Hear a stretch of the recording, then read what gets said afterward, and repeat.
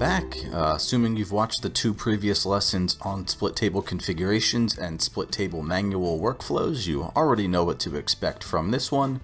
We'll be getting into some different workflows based on the back office setups for split tables being configured a bit differently than we've seen previously. While these setups will be for automating much of the split table workflows, don't forget, as I mentioned in the last lesson, that some of the more manual setups and some of these auto setups can certainly be mixed together if your dining environment needs to have some aspects of the workflows automated and some of them manual. After all, some of these automated workflows may be more time efficient than the manual ones. However, there are certainly pros and cons of each, and what works for one venue may not work for the next. You know the drill, there is no right or wrong. I'm just here to show you the differences and highlight some of the advantages and potential disadvantages depending on how your venue would like to operate in regard to split tables. Anyway, you could probably already guess what will be changed in back office, but let's go take a look just in case. So as you probably assumed, the global flag for opening directly into splits is now on, meaning that after a table has already been split, anytime we reopen it will be taken straight into the split table screen, not the normal base table screen. Advantages of that is that it saves a couple clicks or taps at the till, but disadvantages we saw in the last lesson will no longer be able to order any items to the base table. In fact, how we've got things set up here, we won't have access to the base table at all, because if I save that and we head to our venue settings, we have the flag turned on here to hide the base table. So I'll also remind you that I've essentially doubled up on the opens directly into splits functionality here, because even if that global flag were off, we'd be going directly into splits in the venue with this flag being on. Cool, so along with that, what else are we automating? You'd probably guess this right too, but if we check out the tables tab, we now have some of these table group flags set to automate the split table initiation for us. More specifically, by having the ask number of guest flag turned on, and then the ask splits as guest flag turned on, we'll be prompting operators to first enter the number of guests that are dining at a particular table, and then proceeding to ask if they'd like to automatically split the table based on that number of guests.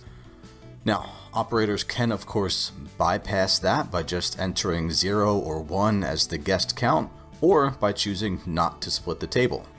That being said, it is difficult to say that there are disadvantages of having these flags turned on, except for the fact that those prompts will pop up for every table in this table group, and that might not be necessary, especially if split tables are maybe seldom used in the venue. In which case we'd obviously then just be adding some extra taps at the till, and we know that time is of the essence always, but particularly in busy table service environments.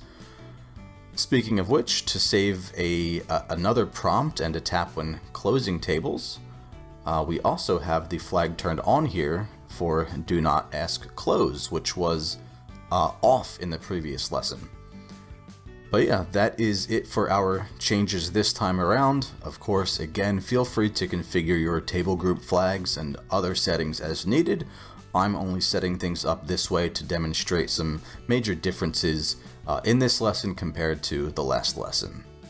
So that will do it for us in back office here. We'll jump into Smart Pause now. We'll take a look at some of the workflows that we might encounter with these setups in place.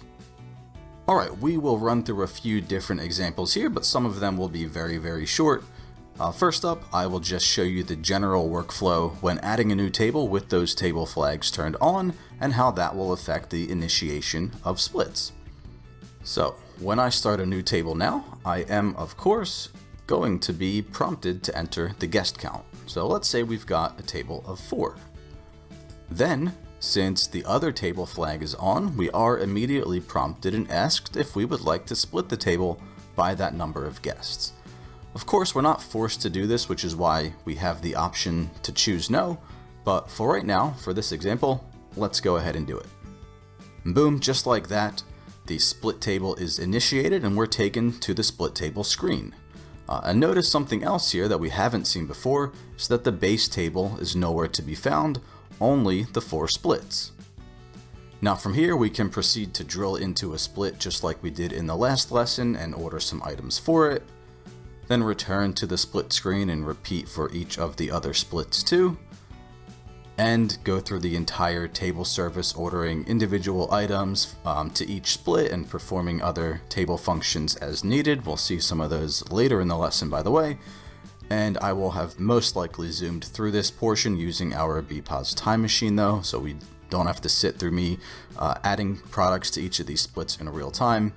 But don't forget the implication that this process will have on remote printing. You should be able to see the printer sort of whizzing in the background there, is that each time a split is saved, when we return to the split screen, the orders on that split are going to be sent through to remote printers. Okay, so what I might do next, real world scenario here, is we might save the table. We'll say that I've just taken their orders for drinks, starters, and mains and sent those through. And then now we are going to skip ahead to dessert, so let's reopen the table.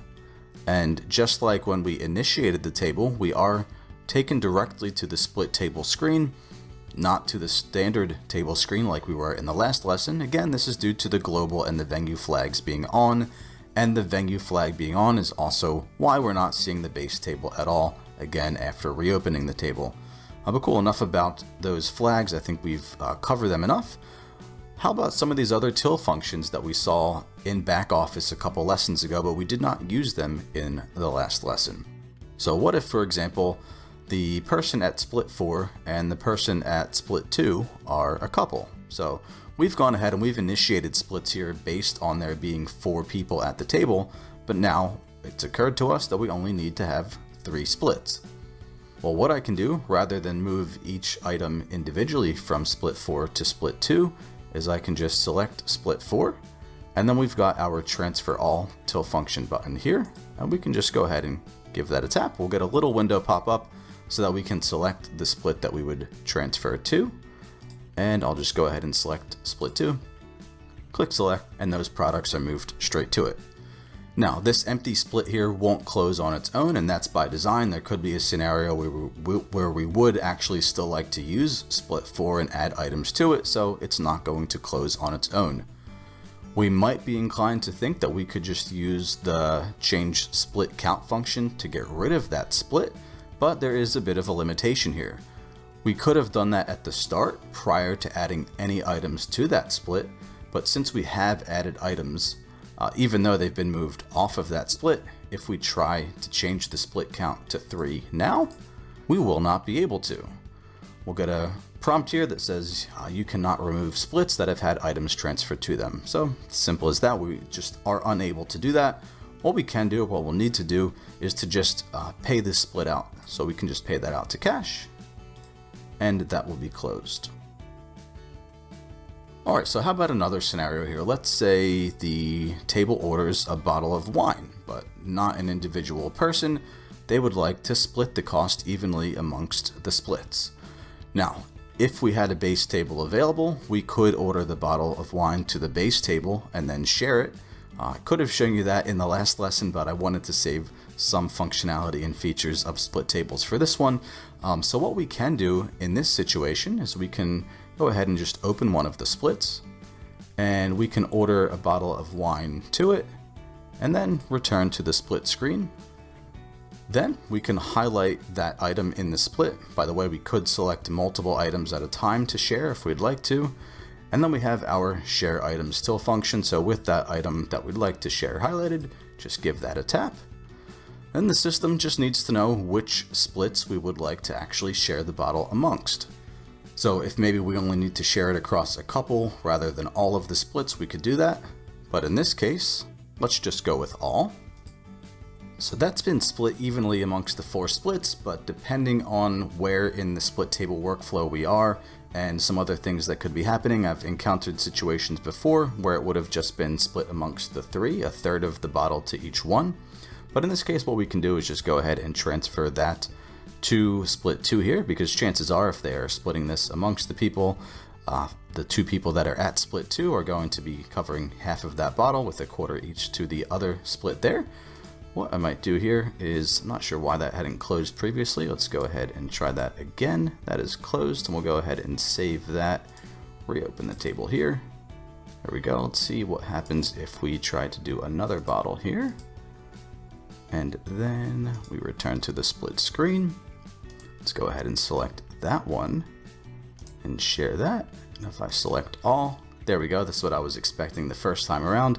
We're going to get a prompt that says that split 4 is closed, so we can't share that between all of the splits in that case. What we can do, if we try that again, we go share, we can just go bill 1, 2, and 3. And we can see that each one has been shared a third share of that bottle of wine. Now obviously, we might have botched our workflow here because chances are, like I said, if there are 2 people on split 2, their share of the bottle should be half and not a third. So just highlighting here that something else to consider is when in the workflow some of these functions are used. Of course, all depends on some different scenarios that we could encounter. Every table is going to be different. In this instance, if we would have liked to have shared the bottle with half of it going to split 1, we could have either done it before merging splits or had left split 4 open like we saw just a minute ago. But there is a workaround for this. So if we change the split count to 5, we can move all of those shares of that bottle of wine to split 5. Oop, there we go. We can go ahead and save the table. We can reopen it. We can select that full bottle that's now on split 5. And we can then go share items. We can select splits 1, 2, 3, and 5. Select, oh, that's not what I meant to do. 1, 2, 3, and 5, and select. We now have 4 even splits there. We can then move that quarter of the bottle to split 2, and now we've got half of that bottle on split 2 as well. Go ahead and save that. Reopen that table. Those 2 quarters have now been combined and half the bottle is now on split 2. We would just need to go ahead and close out split 5 now also. There we go. Cool, so some different functionality and workflows to consider here. Of course, these are some potentially rare, ad hoc, avant-garde, whatever you want to call them, scenarios, but just trying to demonstrate as many of these split table scenarios as we can in a limited amount of time. One last thing on this table that I want to show you, a little bit of a workflow difference due to having the do not ask close flag being on, which if you recall, that flag was off again for the round of examples in the previous lesson. So I will zoom through closing all of these splits out. And then when the final split is paid for, we will indeed not be asked to close the table. We'll simply be informed that the final split is paid in full and that the table is closed. Okay, so we saw a bit of functionality in different workflows in that example that we hadn't seen before, but that did cover the gist of the system being set up for automatic split table workflows. We got those prompts when we started the table that allowed us to initiate the split straight away, and then going directly into splits when the table was saved and reopened, and some of the till functions that can be used to move products between splits a bit more efficiently, but again, that's I guess up for debate and depends on when we want to use those till functions. Now with the same system setups still in place though, let's try an example where we choose not to split the table at the start. So I'll go ahead and start a new table again. Same prompts, but this time after entering the number of guests, I'm going to choose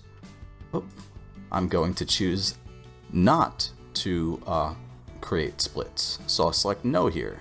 Then we are going to be on the base table. So even though we've configured the system with options to automate the split table workflow, as the operator at the till, we can opt not to if we do not want to. So maybe what we would do here is order everyone's drinks and food, and I'm not following normal table service workflows by ordering everything at once, but you get the idea. We could order drinks and save and send, order starters later and save and send, and repeat for other courses, but that way all of the guest items are going to be sent to remote printers together rather than separately when each split is saved, and then we could come back, reopen the table at the end of the meal, same as I did in the first example in the previous lesson, and we can then use the split table till function to manually initiate the split.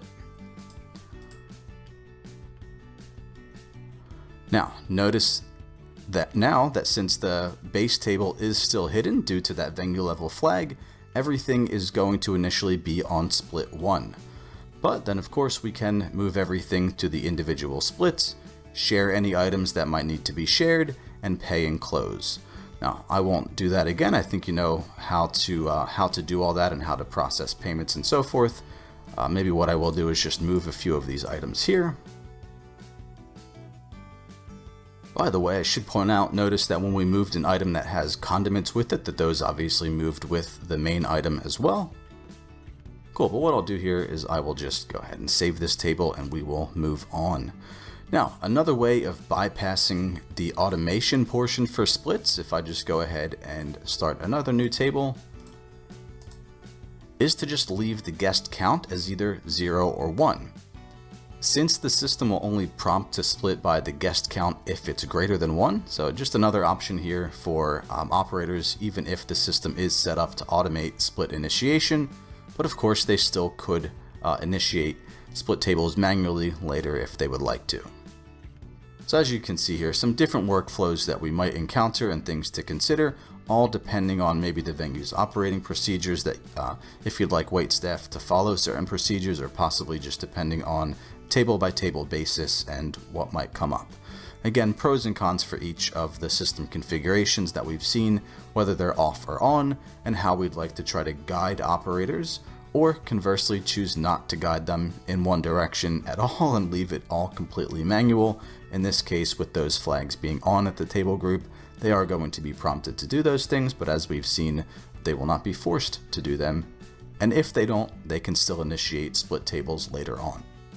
Alright, so that covers our manual workflow examples, but you might have noticed that the title slide at the start of this lesson was Auto Workflows and Miscellaneous. So for a few quick miscellaneous split table things, these won't have anything to do with manual versus automatic split table workflows, just some different fringe case scenarios that we may encounter with split tables. So first up, for venues that use accounts, you might be wondering if an account can be attached to a split so that account functions can be used and points can be earned and redeemed and so on. The answer is yes, and let me show you. So again, workflows could vary here slightly depending on when the split is initiated. I'll go ahead and just save that table. But yeah, I will show you one method. So let me just start a new table here, and I will go ahead and we'll just go with 2 guests, and I will split it straight away. So to attach an account to a split, all we need to do is drill into the split that we'd like to, use the account button like we normally would, find the account to attach, and select it. Easy. And we can add some products to that split, and we can return to the split screen. And we can see at the top of that split that it's got the account holder name there and the account number as well. And we could do the same thing for the other splits, or if there are multiple splits on the table, we could do that as well. Just select our test account there and add some things for them. Cool, so we can attach different accounts to each split on the same table if we'd like to. We'll go ahead and save that. Okay, on to the next miscellaneous workflow. How about transferring splits? Not to another split on the same table, but to another table altogether. So I will start another table here. We'll just go with table 11. And I will not split this at the start. So I'll just leave the guest count as 0 and we'll be on the base table. And I'll add some items to this. And I'll just go ahead and save that. Oh, we're getting put into demo mode. Or training mode, sorry. Let me turn that off. Cool, so now let's say that the 2 people at that table have had a fight or something, so one of them is going to go sit at another table. Weird, I know, but things happen, and I'm sure there's other scenarios that this could be used for, probably better scenarios, but just bear with me here. So if I reopen this table, oh, I'm gonna have to restart that one again because that is in training mode. Cool, let's try that again. So reopen the table. We are going to initiate the split now. We'll go by just the 2 splits, move one of those drinks to the other split. And then, this is important, from the split screen, so if we just, for example, if I drill into the split screen. Whoop, we're going back into training mode here. Let's turn that off. Go back into that table. There we go. So if we go into the split here, and we go to table functions and we try to transfer the table now, we'll get a prompt here that says you cannot transfer the table with the split from this screen. Please do the transfer from the split screen. It's very important there that we can only do this from the split screen. But from here, we would just need to select the split first, and then we've got our table transfer till function here. Just go ahead and give that a tap. And we would then just complete the transfer like we normally would for a non-split table. So we'll say maybe table 20 is open for them to go sit, and we'll get our prompt here. Are we sure we wish to transfer to table? Notice that it's got the split number here, so 12.2 to table 20. Go ahead and select yes there. And as we've seen in the past when transferring tables, we will have the option to print a message to the kitchen or to remote printers in general. So we can select yes there, and we can see that printing in the background, letting remote staff know that that espresso martini has been moved to table 20. So if I close this, and we're going into demo mode again, let's turn that off. We go back to our table list here. We can see the original table. We go into that. We can see that split number 2 has been closed there. Split 1 is still open. And if we go back to that table list again, we can see the new table that we've transferred to. And when we open that, we are not going to be taken to the split screen because we have not initiated splits on this table. It's just going to be on the base table. We transferred that split to the base table for table 20 here. We could get a bit meta here, and we could initiate a split on this table, but we will just move on. Just wanted to demonstrate there how we can transfer one split from a table to another table altogether. And again, slightly alternate workflows could be had here depending on when the splits are initiated, but the functionality for transferring splits to another table remains the same. Cool, so final miscellaneous item for this lesson: how do discounts on splits work? If your guess is that they work per individual split, you are absolutely correct. So let me show you. Let's go ahead and save this table. We will start another one. And I will split it, and I'll add some products to these splits and save it. And reopen it. Now, let's say we would like to give a manual discount using a till function to one of these splits. Just need to select the split and then select the discount. So we've got them here on this panel. So maybe we would just go with a percentage discount of 20%. There we go, just like that. That has been applied only to that split that we had selected. Now how about for something like vouchers? Same idea. So to speed up the demo for this, I will actually attach our favorite account holder to this split.